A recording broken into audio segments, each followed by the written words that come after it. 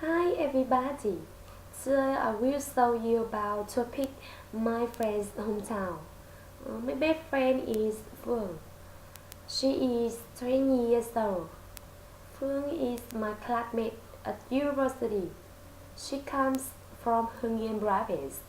Last summer I visited her hometown. Her hometown was very beautiful and wonderful.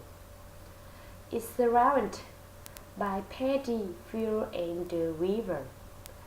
It's very peaceful, especially in there are many fruit trees such as apples, oranges, mangoes, and melons.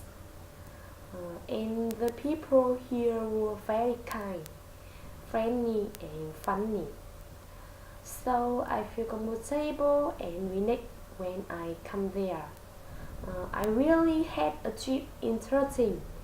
I hope I can come back here. Thanks for listening. Bye bye.